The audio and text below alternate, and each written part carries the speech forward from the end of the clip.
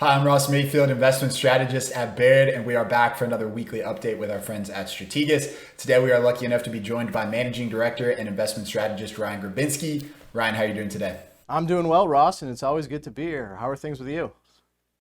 Yeah, good. Good to talk to you. I wanted to frame this conversation around a note that you put out the day after the election that was basically, hey, everybody's talking about the election today. Here's the other stuff we're focused on. And it talked about some of the key kind of fundamental underpinnings of the market before the election and the ones that will be the key fundamental underpinnings of the market after the election.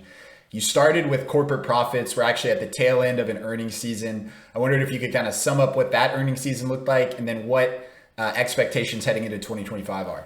Yeah, certainly. So, it's corporate profits have been strong all along. We're looking at the third quarter earnings season is expected to grow about 8.6%.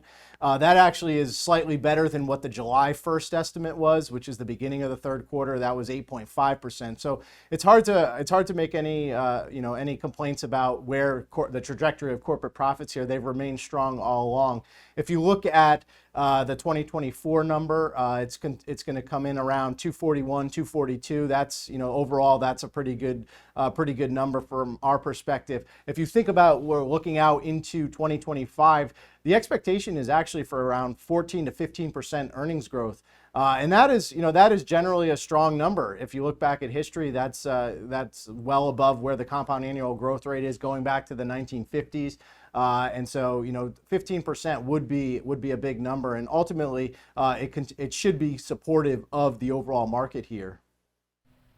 Yeah, supportive of the market and, as you mentioned in your notes, supportive of the economy. So the next piece was if profitability holds up, then the employment picture can hold up. We know that's kind of the most important thing to an economic outlook is, are people working and are they confident that they're going to have a job when they go in on Monday? How does that look right now? What's the employment picture look like? We had a bit of a messy non-farm payrolls report recently, but overall, how are you seeing things? Overall, it's holding up pretty well. If you think about, if you look at the initial claims numbers, they continue to be in the low 200s. Even continuing claims really hasn't seen any spikes. So, despite the kind of messy non-farm payroll report, we'll get another one in 3 weeks here, and that'll ultimately give us a better indication of the direction that things are moving. But for now, as long as profits continue to hold up, employment should continue to hold up here, because profits, the way I view it, is the glue of the economy at this point.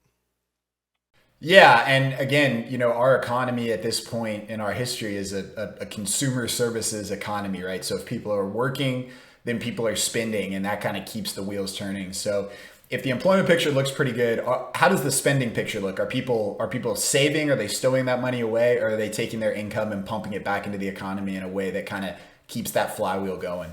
Yeah, I mean, if you look at some of the consumer discretionary stocks, they continue to do well here. Even on the more discretionary consumer staples names, they continue to do well here. So that tells me that consumers are continue to spend the money that they're getting. If you look at the savings rates, it's they're at the all-time lows or near the all-time lows. And consumers, it's almost un-American to not spend the full amount of money that you make and then some. If you look at the revolving credit, it continues to tick higher despite where the credit card interest rates are. So, consumers overall continue to spend. There is a bifurcation in the consumer, though. If you look at the low-income consumer, obviously they've been tapped out for about 3 or 4 years here now. But the high-end consumer, as long as the equity markets continue to move higher, they feel wealthier. If you think about the real estate picture as well, high-income consumers tend to be ones that actually own their homes, and they refinanced in 2020, 2021, and they have mortgage rates that are at or below 3%. So they're feeling pretty good right now, and they tend to account for a larger portion of consumption here domestically. So as long as the stock market is able to hold on here, the wealth effect is certainly going to keep consumption elevated. Yeah, that wealth effect is powerful. And then, as you mentioned, the ability to tap a line of equity based on your home value or some other asset value is potent for higher income consumers.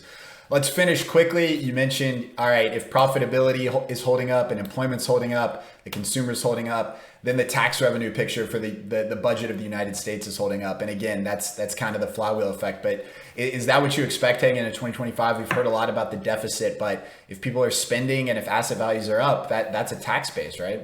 Yeah, certainly. I mean, if you think about it, individual taxes count for about 50% of overall tax revenue, and then if you add on corporate profits, they're about 10% of overall tax revenue. So, those two categories overall are about 60%. And as long as consumers are spending and profits are holding up, the tax revenue base should ultimately hold up. A lot of this will ultimately come down to the direction that we move in terms of spending under the next administration. But for now, things look to be okay. Our Washington office is talking about how the deficit, which is expected to be about 2 trillion next year, is probably going to come in a little under that based on their forecast now. So that is also moving in the right direction as long as tax collections hold up.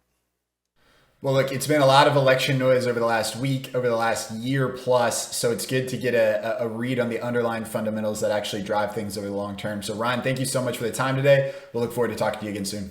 Absolutely, Ross. Happy to join.